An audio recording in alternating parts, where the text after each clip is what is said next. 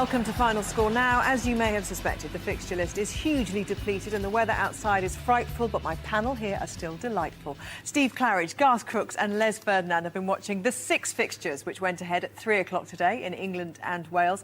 The only Premier League match to survive at 3 o'clock was at the Emirates. Arsenal against Everton. A relief to all of us, I can tell you, when these players came out the tunnel.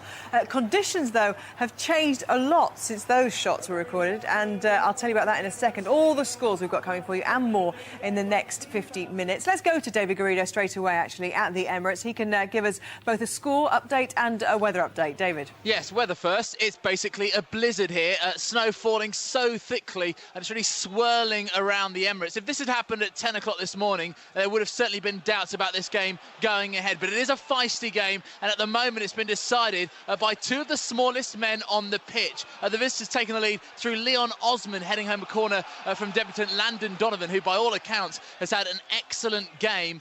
With Manuel Almunia beaten, Denilson on the line couldn't keep the ball out. Still, the Brazilian then got his own back later on in the half after a sustained spell of Arsenal pressure. His shot deflected off Osman, wrong-footing Tim Howard and into the net. Plenty of other chances for both sides. Donovan and Luis Saha more than a handful for the Arsenal defence, which at times has looked very, very shaky indeed. As another ball goes across the face of goal. This one swung in from the left-hand side from William Gallas, but no one could get on the end of it. And in fact, just moments ago, Bakary Sagna did likewise, got very, very close to Thomas Rosicky and Arshavin. There could well be a winner here, but one omen which Gunners fans will look to. In this fixture last season, Leon Osman scored the opener. Arsenal then went on to win 3-1. He scored the opener here, but right now it's 1 apiece. Thanks, David. The 6 matches that are being played in England and Wales, by far the worst weather is at the Emirates right now. Which side are responding best to the changes, do you think, Les? It's so difficult to call, because at one stage it looks like Everton are in the ascendancy. They're going forward and they're looking like they're having a real go and looking for that second goal, and all of a sudden Arsenal catching them on the break, and they've just had a shot. They've had one that's gone across the face of the goal. So it's tough to call. It's a real betting man that would put his money on either one of these sides at the minute. Which side do you feel, Garth? I mean, for Arsenal's style of football, you wouldn't necessarily think is suited to snow, which is now falling at a rate that we haven't really seen in London in the last week or so. This has been a fantastic contest from start to finish. They're still battling out there. And what Everton have done, they flooded the midfield and made it very difficult for Arsenal to control the game and play their normal passing game. Arsenal, I must say now, are going for it. Landon Donovan's had an excellent game, as the reporters said. They've brought him off, and it seems to me that Arsenal are now cranking it up and they're going for the 3 points. And, of course, we know what that's going to give them. Point behind the leaders. OK, for Everton, though, you know, it was a 6-1 mauling at the beginning of the season, wasn't it, at Goodison Park? And we said at the beginning of this damage limitation, well, at the moment, they're still in the game with 20 minutes to go.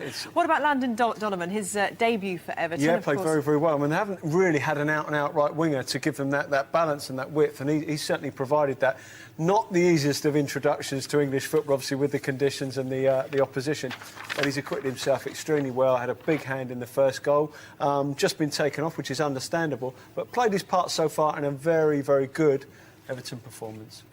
Well, let's give you an update on the Togo attack, the attack on the Togo team bus, which, of course, happened yesterday. The bus was arriving in Angola for the African Cup of Nations, but latest reports suggest 3 people, including a press officer and a member of the coaching staff, were killed in that ambush. We had heard as many as 4, but we're now saying it's 3 people. Togo were due to have played their opening match against Ghana on Monday. They've withdrawn from the tournament. Our last report that we heard, though, there have been talks to try and persuade them to stay. At the moment, the line is that they are leaving Togo. The players who play in this country will be back, Garth.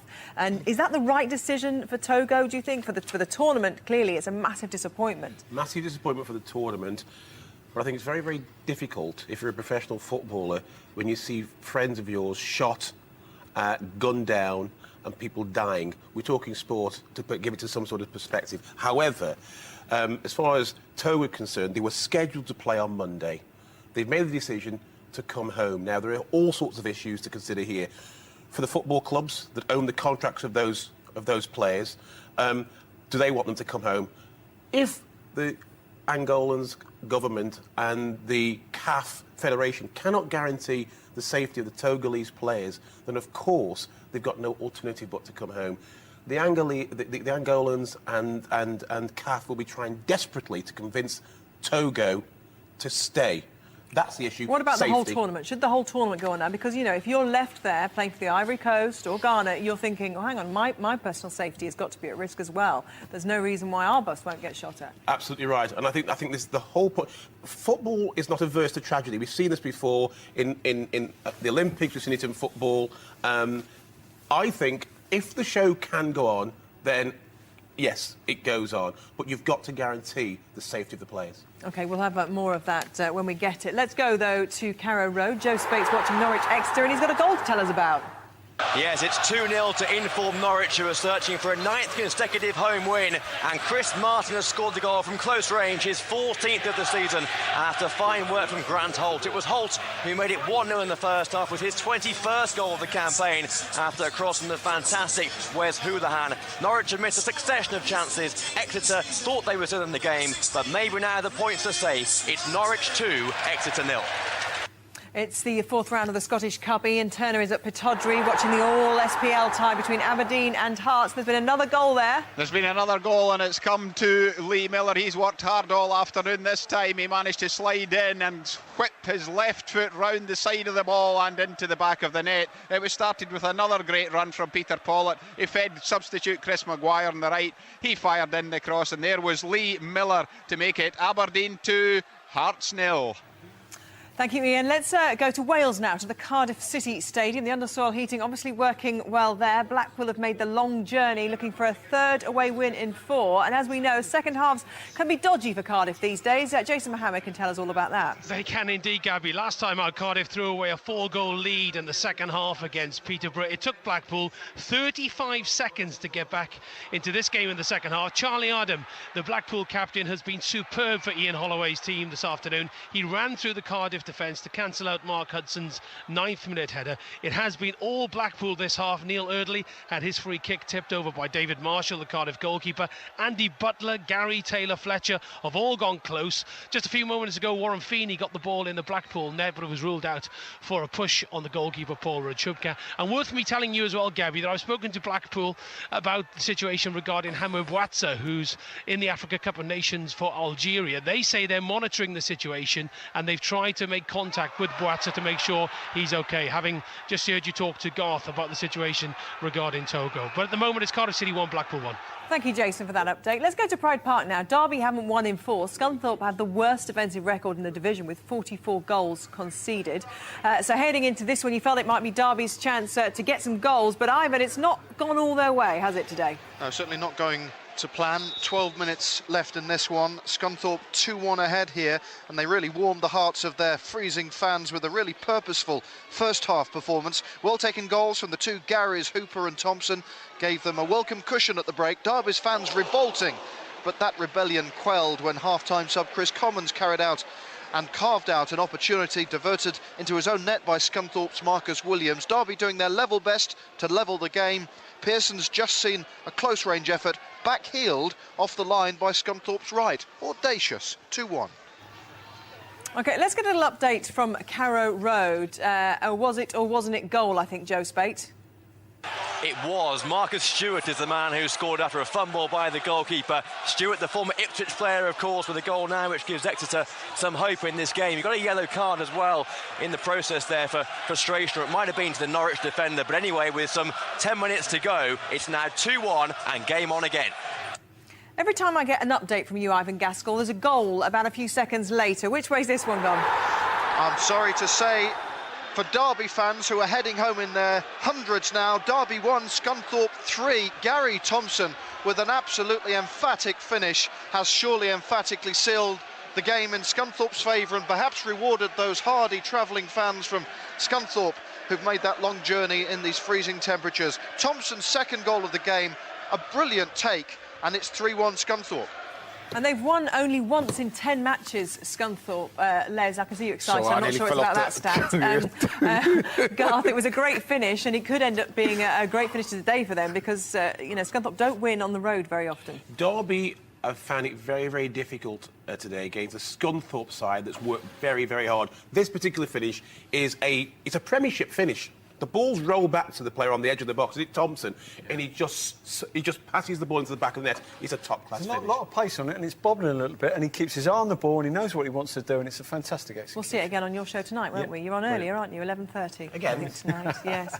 Yes, he'll just have a little bit of dinner and then be back to work. Let's go to the Emirates now. David Garrido keeping us up to date with weather there, but how's the football? It's very, very good indeed. We've just had end-to-end stuff quite literally as Tim Cahill found the byline for Everton, but couldn't find another Everton shirt, and in fact it was cleared by Abu Diaby, and then Andre Arshavin went straight down the other end, did almost the same as one as an Arsenal corner, and in fact I think whoever wins this midfield battle could well go on to win this match. Fellaini and Pienaar against Danielson and Diaby, tackles flying in left, right and centre. I wouldn't be surprised if there are a few walking wounded after this match, particularly Danielson, who got clattered as Arsenal were laying siege to the Everton goal. Phil Neville making an absolutely vital challenge there, and the snow is not abating either. It's starting to collect on the pitch as well. Jump up for the Arsenal is the chant. The crowd bouncing up and down more than anything, just to keep warm. Arsenal 1, Everton 1. Well, they're the form team in League One. Norwich City, the floodgates appear to have opened, Joe Spates. 3 goals in 5 minutes, this one for Norwich, and for Grant Holt. He went clean through to score his 2nd goal of the game. Wes Houlihan's now going off to a standing ovation. Maybe now the point to say, and Exeter finally beaten. It's Norwich 3, Exeter 1. Dunfermline 7, Stenhousemuir 0. Dunfermline, of course, were the semi-finalists in the Scottish Cup last year. Great excitement here, and I can tell you that means something's happened at the Emirates. David Garrido. Well, Everton have taken a 2-1 lead, and it's Stephen Pienaar. It was wonderful play from Tim Cahill, just waited and waited. He had 2 Arsenal men with him, clipped the ball through. Pienaar timed his run to perfection, was not offside because he started off in his own half, took his time, and then when he got to face one-on-one with Manuel Almunia, he was basically waiting for the keeper to go down. He did, chipped it over the top, and Stephen Pienaar has given Everton a 2-1 lead here at the Emirates. You literally jumped out of your seats there, Les. I've never seen you jump out of your seats, by the way. In fact, I haven't seen a leap like that since you played for Newcastle United. I just get excited by it, because I suppose because it's Arsenal as well. But it was a great run from Pienaar. You know, Cahill did great because he holds on to the ball, plays it just at the right time. Pienaar's about 5 yards onside in his own half. Runs through all the way, and you panic. You're thinking, is he going to lose his bottle? And he just dinks a lovely ball over Almunia, and it's a great finish. I did say to you, they play a high line. Sahar was playing on the shoulder. Someone will get in. I've seen this, watched this the last couple of games, and they have, once or twice even in this game, they've been overloaded with players. They've got out of jail because they haven't played the right ball. And great save by Almunia. Fantastic save this time, but they do give you chances. To be fair to Arsenal now, Arsenal have got to up the game, got to chase the game, so they're going to have to take risk. But the finish by Pienaar is audacious. It is fabulous. I mean, for a young South African, you know, if I was a South African manager, I'd be thought, if he can do this in the World Cup, who knows? But Arsenal now have got to go for it. This is their game in hand, technically. They could have gone 1 point behind the leaders. But it's also the game that looks like they've blown it. You know, that they wanted to keep on. They did everything, blow torches on the steps, because they wanted to keep that form going. Because they realised there's an opportunity here. Have kept the ice on the steps, couldn't they? All credit to Everton. They're ravaged with injury. Moyes put a side out that's good on paper. More than that, they've been very, very good on the field. Well, Everton go 10th tonight if things stay as they are right now, so they'll be delighted that this game went ahead. Let's go to the Rico now. Coventry's manager Chris Coleman wants his team to finish in the top half. Well, they started today in 17th. How are their aspirations going, Steve Lee? Well, it's been a fascinating game. We've got 8 minutes to go. It's Coventry 2, Barnsley 1. Pressure has ebbed and flowed between both these sides. Barnsley started really well, wasted a host of chances. Then Coventry took the lead through Freddie Eastwood, added another through Sammy Clingan. Second half, it's been all Barnsley. John Mackens pulled one back, and really the Coventry goal's been under a good deal of pressure. The 600 hardy souls who've travelled down the M1 for Barnsley, really enjoying their time here at the Rico. The crowd on the edge of their seats. We don't know which way this game's going to go. 2-1 to Coventry at the moment. OK, Simon Grayson's Leeds United have got to put that glorious day at Old Trafford behind them and get back to the bread and butter of League One. They're at home to second from bottom Wickham. James Mason is there for us. And it's not been easy, Gabby, for the Leeds or their fans. Leeds won, Wickham won, despite their FA Cup heroics last week. As you say, they've found struggling Wickham a much different prospect this afternoon. They did take an early lead through Jonathan Howson's strike, but Wickham twice hit the post in the first half and got their just rewards in the second when JP Pittman completed a good passage of play to equalise. And one-to-way Leeds striker Jermaine Beckford has been very quiet this afternoon, despite putting in that transfer request. But Leeds do have a habit of scoring late. It's Leeds 1, Wycombe 1. OK, let's go back to the Emirates. David Garrido, another chance quickly after that goal from Pienaar for Everton. How have things settled down, or have they? Well, no, not really. It's getting from bad to worse for Arsenal because, as it stands, Danielson is being substituted, being stretchered off the pitch. It was actually in the build-up to that chance James Vaughan sent through and Manuel Almunia made the save. And Danielson was jogging across the pitch. I don't think it was a challenge or anything like that, but just must have gone over on something. But he's obviously in pain and being stretchered off and being pushed down the tunnel.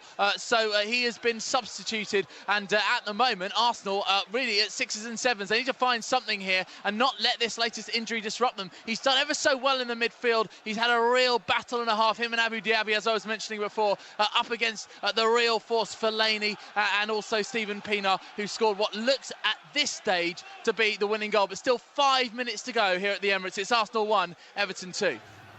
We hoped for some romance at Easter Road this afternoon. Irvine Meadow, the only side who are a junior side, effectively a non-league side, to make it this far in the Scottish Cup, playing against Hibs, third place in the SPL. But Brian McLaughlin, it hasn't really gone to plan, has it? Certainly hasn't, Gabby. It's Hibs 3, Irvine Meadow 0. We're in the final minute here at Easter Road. Riordan, Zamama in the first half. Paul Hanlon with Hibs third midway through the second half. All the credit, though, has to go to Irvine Meadow. You have to say the chances in the first half. Indeed, Brian McGinn to hit the post when it looked like he was certain to score. 2 minutes of stoppage time here at Easter Road. It's Hibs 3, Irvine Meadow 0. And Goliath also in the lead against David at Firhill Stadium as well. Roddy Forsyth is there for us. Yes, Partick Thistle 0, Dundee United 1. It's still that Damien Castelnuovo goal that divides the sides, and that's why the bitterness isn't all because of the severe Arctic conditions. Thistle are seething and tearing into Dundee United, animated by the fact that they claimed, and the television evidence certainly backs them, that Castelnuovo used his hand Thierry Henry style to propel the ball into the net for that opening goal. They're still not out of it, Thistle. They're pushing Dundee United back against the snowbanks behind their goal. They've just won a corner kick, but at the moment it's still Partick Thistle 0, Dundee United 1. Things going from bad to worse for Nigel Clough's derby. Ivan Gascoigne can tell us why. Yes, Scunthorpe has scored a fourth here. Derby 1, Scunthorpe 4, and a man that came on from the bench has suddenly found this afternoon worthwhile. For so long, Jonathan Forte must have been shivering, but now he's scored. Forte has come on from the bench, tucked away after Thompson almost scored his hat-trick. It was blocked. Forte was sharp enough to tuck away the rebound. And yes, things are really going from bad to worse for Nigel Clough, staring at their third successive home defeat. It's not good. Scunthorpe have lost their last 2 matches. They're hardly the side, Steve, that come here, you know, in form, are they? This will be a surprise result for them to score 4 goals away from home. Yeah, I mean, up to a couple of games ago, Derby had been good at home, and certainly Scunthorpe have been very, very poor away from home. It's their home form, Scunthorpe, so they've kept them where they are. But no, this is a fantastic result, and there's no fluke about it. This has been a really, really good performance. And Derby, down to 18th, will worry about their current form. OK, let's go back up to Pittodrie. Aberdeen, obviously used to conditions that we're all kind of being a bit namby-pamby-ish about down here. It's very cold, Ian Turner, but it's not stopping them, is it? No, it's not stopping them at all. No gloves on show in the Aberdeen hands today, and they'll be applauding themselves in precisely 2 minutes' time, because they are going through to the 5th round of the Scottish Cup, and Hearts becoming the first big-name casualty to go out. Hearts have been disappointing. Aberdeen have scored through Mackey and Miller 2 good goals. They'll be by far the better team, and they're going to be progressing. Aberdeen 2, Hearts 0. Pittodrie-like conditions at the Emirates today, that's for sure. David Garrido, what's going on there? Well, Everton are still pushing. They seem to think that attack is the best form of defence. They want to make sure of these 3 points by making sure that Arsenal don't get hold of the ball. Leighton Baines with a free kick there that Arsenal failed to clear, and in fact it's only gone out for a corner. And Arsene Wenger is standing in his technical area, looking very, very fed up indeed. You know, they've done ever so well to get back into the title race after going 11 points off the lead when they lost 3-0 at home to Chelsea here at the end of November. This was a chance for them to get even closer, to go to within 1 point of the lead, but it looks like they've spurned it, because it is Everton who lead by 2-1 with 2 minutes of normal time remaining here at the Emirates. Garth, Les, you saw Danielson went off there. What's the story there? Well, there was no one around him. It wasn't any contact, but he pulled up holding his hip. And it was interesting because in the first half, Garth went down with a similar situation. He recovered, Danielson didn't, which is a bit of a shame because he's been instrumental in the Arsenal performance. Well, it's almost like muscle spasms through the cold, I would imagine, the way they're going down. So the weather could have played a part in that, you think? Definitely.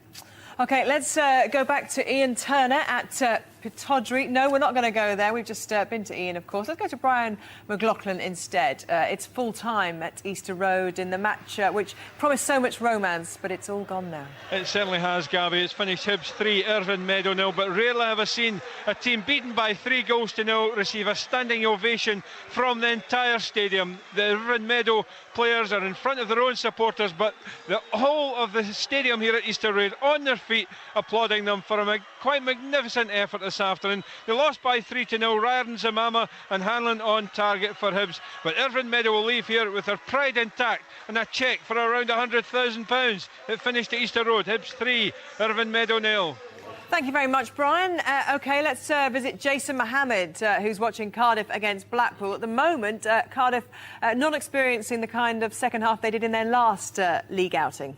No, absolutely, Gabby, but we're into injury time here, but they've created nothing in this half. It's been a rearguard action for Cardiff City, really worrying for Cardiff City. Their home form is really alarming. Their last win at home was on December the 5th against Preston, and they've got David Marshall to thank for not walking away from here with another defeat. The fans are saying Jonesy, Jonesy, sort it out, a reference to Dave Jones. David Marshall has had to make 2 or 3 great saves in this game. Blackpool have been absolutely terrific. Gary Taylor-Fletcher, Neil Eardley and Charlie Adam have all gone close. It's Cardiff City 1, Blackpool 1. So can Barnsley get an equaliser? They've accrued 14 points from losing positions so far this season. Steve Lee is at the Ricoh Arena. Yes, we've got 5 seconds left of the 90 minutes. It's Coventry 2, Barnsley 1, and Coventry have just got a corner, which I must say is quite a big relief to their fans because they have been 6 minutes of added time. That won't please the Coventry fans because Coventry have been under a lot of pressure in this second half, and Ian Hume, the Barnsley substitute, missed a golden opportunity when he curled the ball just round the post. Adam Hamill's gone close. John Macken has nearly added to the goal he scored just after half-time. Coventry hanging on. It's still 2-1.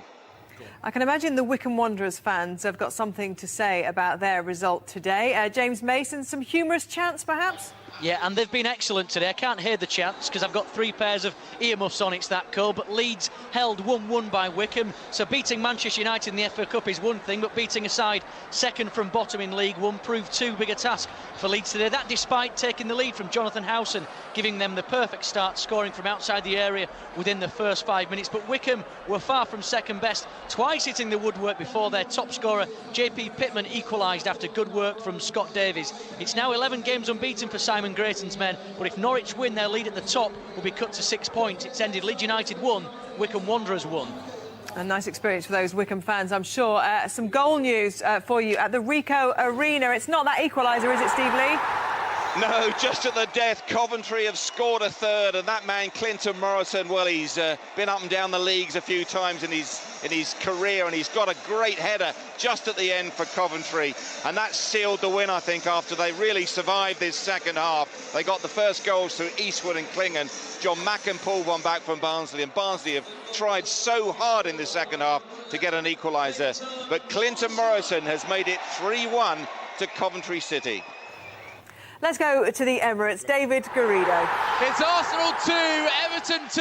It's a deflected shot from Thomas Rosicky, the equaliser for Arsenal. It was a sweeping move. They've been building up the pressure. It came in from the right-hand side. Rosicky, though, striding forward towards the edge of the box, firing left, right-footed with the outside of his boots. There was a challenge that came in. I think it may well have been from one of the Everton substitutes, and it looped over Tim Howard in the Everton goal. Arsenal will at least, it seems, get a point from this game. Arsenal 2, Everton 2. Another deflected goal, though.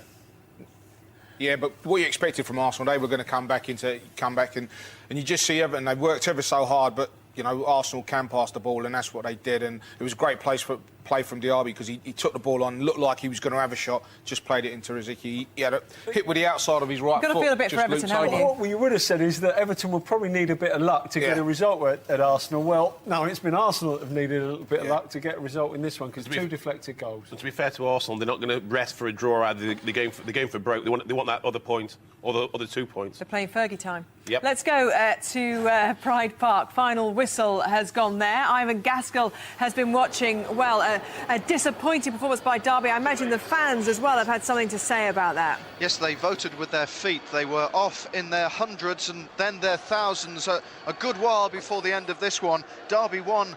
Scunthorpe 4. Derby's bleak midwinter form just got a little bit worse. Scunthorpe struggling beneath them in relegation danger, shocking them here with a 2-0 half-time advantage. Hooper and Thompson's goals well taken. Commons came on for the second half and made an instant impression. His shot diverted into the Scunthorpe net by Williams, but Derby couldn't capitalise. Scunthorpe completing an impressive job. Thompson with another fine finish, and late sub Forte lowered the temperature still further for Nigel Clough. A 3rd consecutive home defeat. Dark days indeed for Derby. Scunthorpe, they'll wonder why they can't do this more often. Thank you very much, Ivan. Safe journey home for you. Let's go to Carrow Road. Leeds dropping points, but Norwich certainly not. They're hot on their heels. Well, they're still a few points apart, Joe, but they've definitely making up ground there. Absolutely, and a great job this game went ahead. It was a fabulous affair between Norwich and Exeter. 3 goals for Norwich, 2 of them for the busy Grant Holt. It's now 22 goals for the season for him. 1 in between from Chris Martin. Marcus Stewart, once of Ipswich, pulled one back to make it 2-1. But a deserved win for Norwich, who played some terrific football. A 9th straight home victory. The 25,000 go home happy, apart from the travelling fans with a tortuous journey through the snow back to Devon. Good luck to them. Norwich 3, Exeter 1.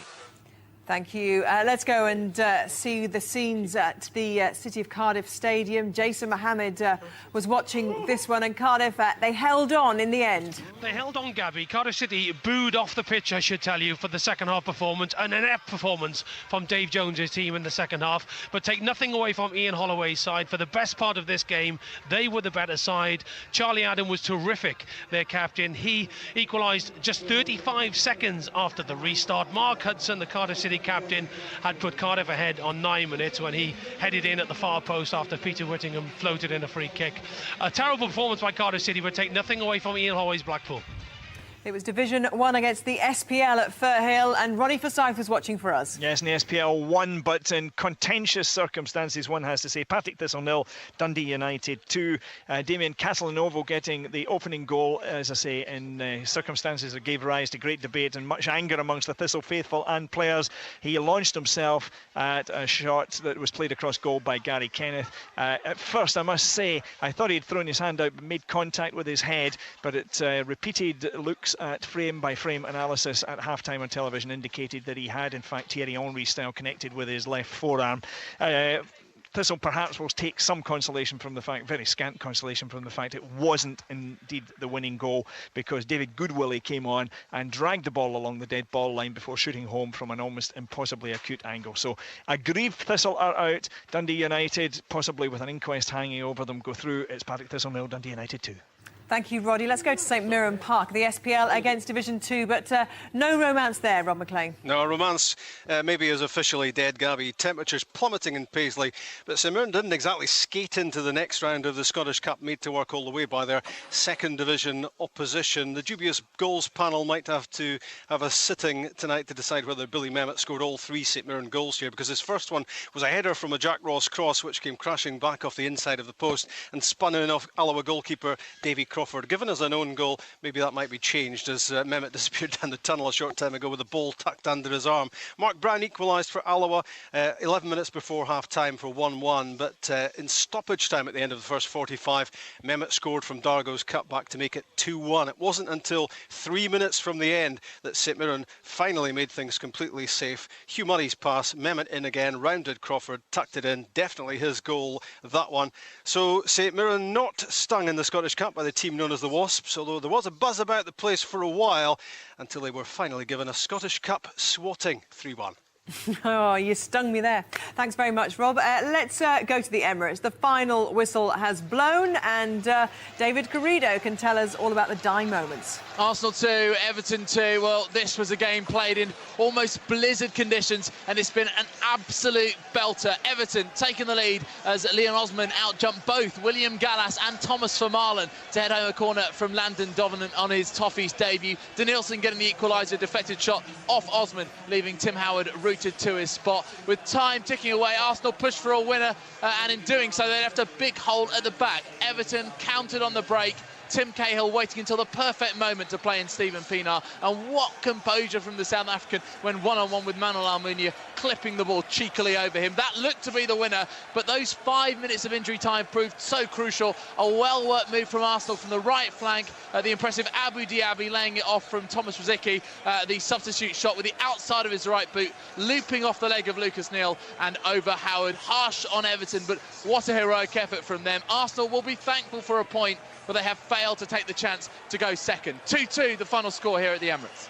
If only for Pienaar's goal, you've got to watch Match of the Day tonight. I think we'd all agree to see that goal. There we go. At the Rico, the final whistle has gone, and an impressive home win. Steve Lee can tell us about it. Yes, Coventry 3, Barnsley 1, the harshest of scorelines for Mark Robbins and the 600 Hardy Tykes who made it down the M1. Goals from Freddie Eastwood, Sammy Klingon and sub Clinton Morrison earned the points. But Chris Coleman will thank his lucky stars because territorially, Barnsley dominated long periods of this game. They got a goal back from John Macken, and with better finishing, might have got a point. 3-1 to Coventry. OK, more Scottish Cup action today. Up at Pittodrie, it was the all-SPL clash. Ian Turner was watching it. Aberdeen 2, Hearts 0. This cup tie took a long time to come alive, and when it did, there was only going to be one winner. Aberdeen dominated in almost every area, and in Peter Pollitt had the game's outstanding player. The young midfielder created both goals with penetrating runs, the first releasing Miller to set up Mackey, the second allowing Maguire to put the ball onto a plate for Miller. Aberdeen deservedly go into the fifth round draw, 2-0. Don't forget, you can get all the build-up, all the goals as they go in from 2:30 every Saturday. All you have to do is press the red button, and we're here for you. Please do that, 2:30 every Saturday on the red button. Time now, though, to get the full classified results.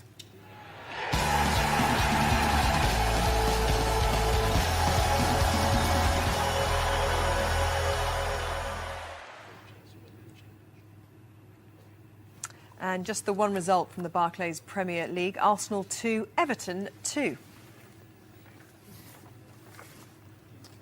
From the Coca-Cola Championship, Cardiff City 1, Blackpool 1. Coventry City 3, Barnsley 1. And Derby County 1, Scunthorpe United 4. Of course, all the rest of the matches postponed because of the weather. 2 matches went ahead in League One. Leeds United 1, Wycombe Wanderers 1. Norwich City 3, Exeter City 1. And in the Scottish Cup, it was Aberdeen 2, Hearts 0. Dunfermline Athletic 7, Stenhousemuir 1. Hibernian 3, Irvine Meadow 0. Partick Thistle 0. Dundee United 2. And St Mirren 3, Alloa Athletic 1.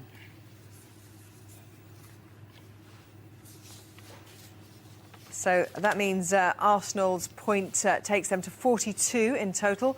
Manchester United, of course, playing in the 5:30 kickoff against Birmingham. They'll go top, of course, if they win. That match kicks off at 5:30, as I say. Down at the bottom, Everton, their stay in 12th after drawing at the Emirates. They would have moved into the top half of the table if they'd held on to their 2-1 lead. As for the Coca-Cola Championship, Newcastle, of course, didn't play today, but they have a healthy 5-point lead at the top. Nottingham Forest win at West Brom last night sees them leapfrog the Baggies into second. Cardiff stay fourth after being held by Blackpool, and that point for the Seasiders lifts them up to the cusp of the playoff spots. Down at the bottom, Scunthorpe were the only one of the bottom 6 in action today. Their resounding victory at Derby means they rise a couple of places to 19th to go level on points with the Rams, and they have a game in hand. Let's have a look at League One then. A small blip for Leeds, perhaps, held at home by struggling Wycombe Wanderers. Their lead now trimmed to 6 points by their nearest challengers, Norwich, who beat Exeter 3-1. At the bottom, despite their impressive draw at Leeds, Wycombe stays second from bottom, 5 points from safety. Exeter stay 18th after losing at Norwich. Match of the day goes ahead. It's a shorter version. Gary and the boys will be with you for an hour or so from 10:30 on BBC One. And then straight after that, the Football League show will be on. Manish also handling a few matches tonight with Steve. That should be around 11:30 this evening. 11 games, 40 goals, though, so it's still going to be a pretty good watch, I think, and worth the effort to tune in for that one. Today, headlines for you, Les? I think Everton, going to the Emirates, I know they haven't got the greatest record there. They'll be going home, and if you're sitting in the Everton's changing room right now, you're disappointed that you're only going home with a point. That shows how well I thought they played today. And he was so desperate because they got 16 points from 18 ahead of today. So desperate, Arsene Wenger, to keep this fixture on, to keep that momentum going. He may be now ruining the blowtorches on the steps, and perhaps the cold weather was instrumental for losing Danielson as well. Yeah, absolutely. Rosicky came on and did make a big difference. He got the goal, but he made a lot of difference to their pattern of play. For me, Everton, Fellaini was outstanding. Landon Donovan outstanding, and the Pienaar goal is worth watching again. He'll be delighted with his debut, won't he, Landon Donovan? He will. He played very well, as I say. He was instrumental in the first goal. A big cheer up for David Moyes as well. I thought he got his tactics spot on. If you want to stop Arsenal playing, you set up the way that Everton did, and they more than deserve that draw. OK, let's head to the Emirates now for some reaction from Jonathan Pearce and Martin Keown there for us. Jonathan first. A bit of resilience Arsenal had to show in the end, didn't they? They did. They were very fortunate, really. Deep into stoppage time, Rosicky popped up with the deflected goal to make it 2-2. And their first goal by Danielson had also been deflected in off. Osman. Everton played so well. They fought for everything. They pressed the ball all across the pitch. Fellaini was excellent. And I just heard Garth say the Pienaar goal was well worth seeing again. I mean, a lovely release by Cahill. Arsenal have been caught in possession way down the pitch. And then Pienaar with a smashing little chip finish put Everton at 2-1 up. With 10 minutes to go on a ground where they have so horrible memories over the past few years. They thought they'd won it. They have to settle for a point. Martin, can I just ask you about the atmosphere there? Because, I've just said there, Arsenal, the form team in the Premier League going into this match. A bit of frustration from the fans at the performance? Very much so. I mean, the last 5 or 10 minutes, Arsenal, once they got that equaliser at the end, you wondered if they could do it, but it was, too little too late, really, in an afternoon where I think without a top player, a striker, really, in Arshavin, all on his own up front, Arsenal just lacking in that department today.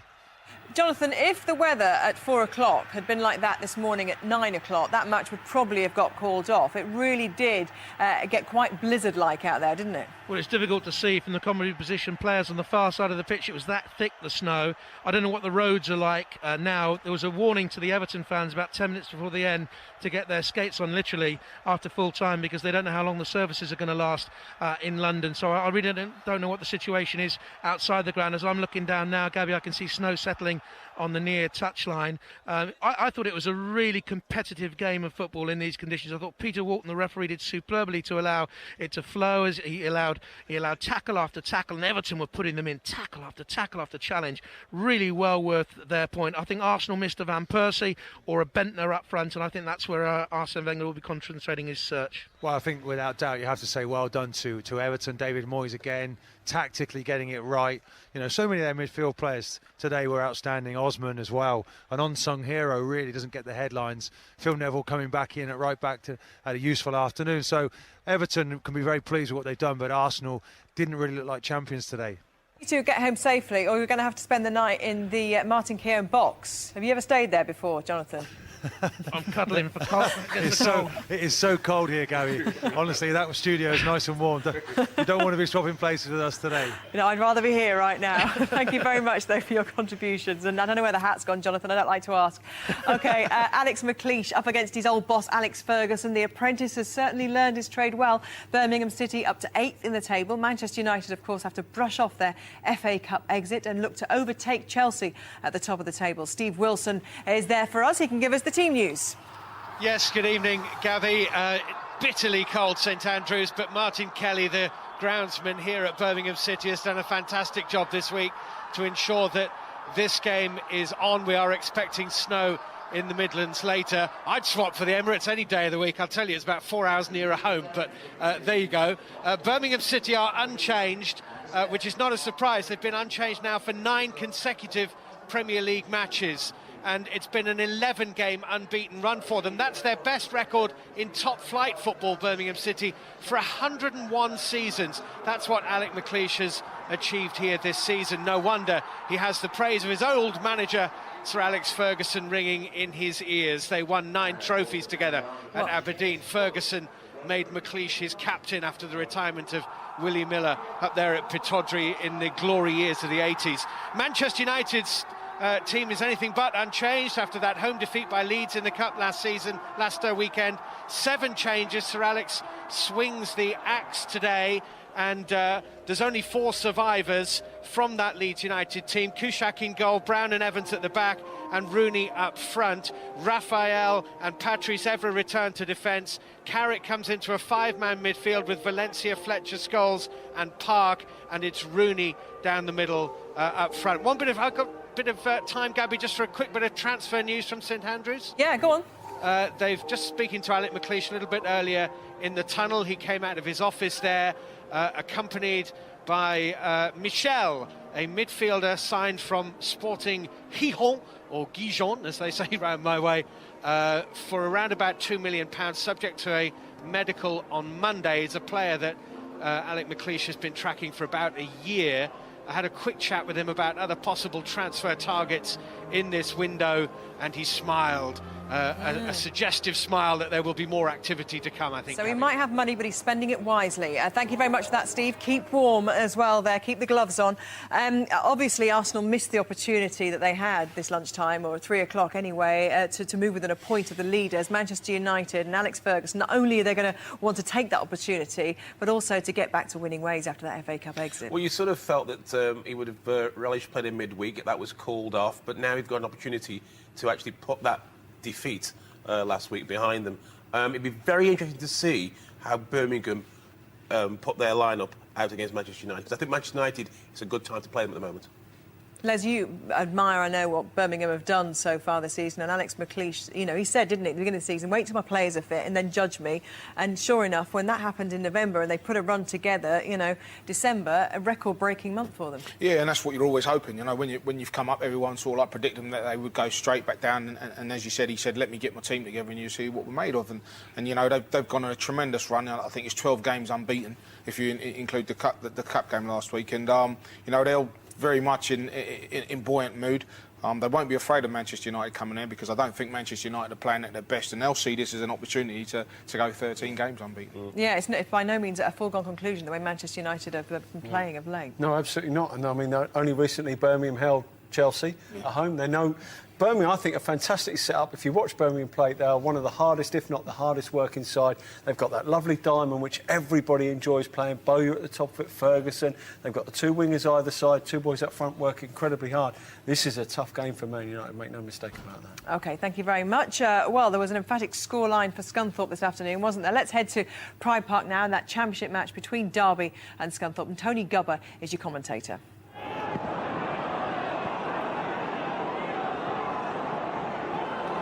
Flag stays down, they're in here, and Scunthorpe take the lead. And Gary Hooper makes amends for the one that he didn't score earlier. Top scorer Gary Hooper puts away his second chance. That was really good work. Played forward by Byrne. Oh, that's been left to drop over the top. And it's number 2. And the boos ring out around the Pride Park Stadium. Gary Thompson has put it wide of Stephen Bywater. This is Pearson. Commons does well to slip one, still has it, great opportunity, and it's gone in, and Derby have got 1 goal back, and it's the substitute Chris Commons, the new daddy, did well to slip away from 2 Scunthorpe defenders, and then there was a big deflection. Now, here's Nicky Hunt. Can he deliver here? Oh, he's played it in! Oh, it's off the line! And it was on its way in until Andrew Wright backheeled it away. He's got a lot to do on his own, but support's now arriving. And he's pulled it back, and he's pulled it back too far, but it's measured, and it's a great 3rd goal. Gary Thompson placed that deliciously past Stephen Bywater.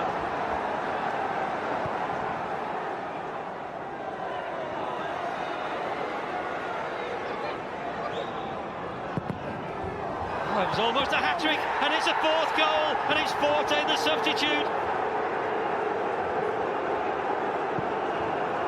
The rebound fell to the feet of Jonathan Forte. It's Derby County 1, it's Scunthorpe 4. Well, that result sends Derby down to 18th in the table. And Nigel Clough, been in charge for a year now, Steve. Patience will start to wear thin, won't it? Yeah, I mean, they said when he first went there it was going to be a 5-year plan. Obviously, they were losing an awful lot of money. There were players on far too much money at that club. I think he's addressed that situation. The problem is now he's getting the results, and clearly, you know, that won't have done his cause any good, the result. When you like can that. see all those goals on your show tonight, Football League show after Match of the Day. 2 rearranged semi-finals coming your way on BBC television very soon. What a goal from Carlos Tevez! Right Phillips goes for goal! Oh, magnificent! Owen. That is classic Michael Owen. This is a shot by Gibson. Oh, what a lovely, lovely goal! Heskey's onside here. It's in. Milner is turned neatly here. What a goal! He's onside and Claridge has scored! Kakuta saved by Robinson and Blackburn are into the semi-final.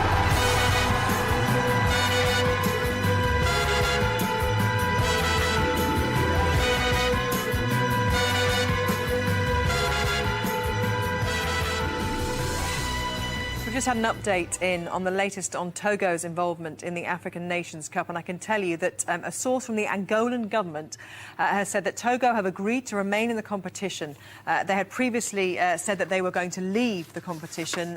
Garth, that's a development that perhaps we didn't expect at 1 o'clock today. Yeah, I'd prefer it if it came from the Togolese camp as opposed to the Angolan government. Of course they would say that. I think you won't know until Monday, when Togo are scheduled to play Ghana, will we know for certain whether they're going to be in the competition. The most important thing is, if the players are safe, the games go on. If you can't guarantee the safety, I worry about the mental health of those players, though, having been through what they've been through, Steve, you know, in the last day or so. But anyway, let's move it on to today's action. At 40 goals in 11 games we had in the end, we questioned the wisdom of those people who sit upstairs to let this show go ahead.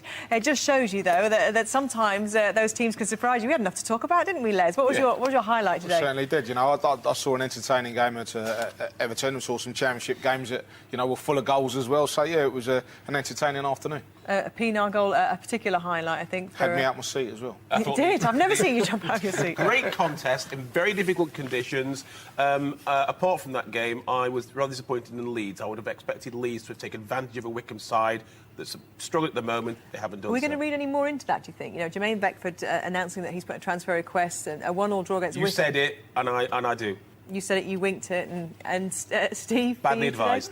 I think they'll come through that. Simon Grayson's a good manager, and he's handled this situation before with Jermaine Beckford. And I'd just like to say Everton, I thought, were fantastic value for their draw today. In that terrible conditions it turned out to be in the second half there. You'll see that, of course, on Match of the Day. Thank you very much, Les, Garth, Steve. Enjoyed your company as ever. There's a new league highlight show to watch out for.